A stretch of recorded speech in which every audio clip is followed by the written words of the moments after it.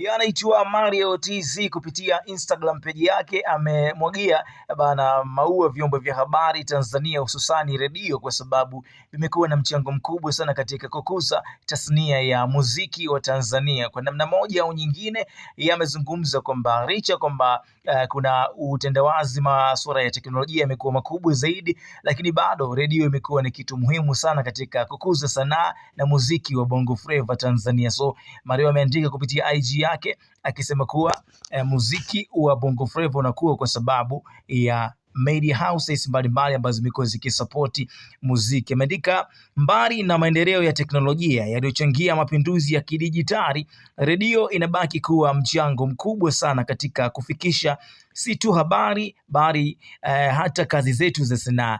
Nilitoka nje tu ya mji wala sio mbali sana na Dar es Salaam, ila nikakuta baadhi ya watu hawana TikTok, Insta wala YouTube, lakini wanajirekodi, wana vijiredio vidogo vidogo ambavyo ndo njia yao kubwa ya kupata habari na burudani. Nikagundua nguvu na mchango wa redio bado ni mkubwa sana, na heshima kubwa kwa media house zote, akiweka redio, akiweka antena, akiweka RAV. So hii inaonyesha utambuzi na kujua kwamba media houses zimekuwa zikisupport sana muziki wa Bongo Flava kwa upande wa Tanzania na kukuza sanaa pia ya muziki. So shout out kwa Mario, shout out kwa Bad Nation, shout out kwa all fans ambao wamekuwa wakienjoy na kupenda muziki mzuri kutokea kwa Mario. So maoni yako ni yapi kuhusiana hichi ambacho amekizungumza Badi? Ni kweli muziki wa Tanzania unasapotiwa na radio na mitandao ya kijamii, hususan ni teknolojia inavyokuwa inakuwa. Mimi naitwa The One and Only Chris Judy Official kutoka nyumbani TZ.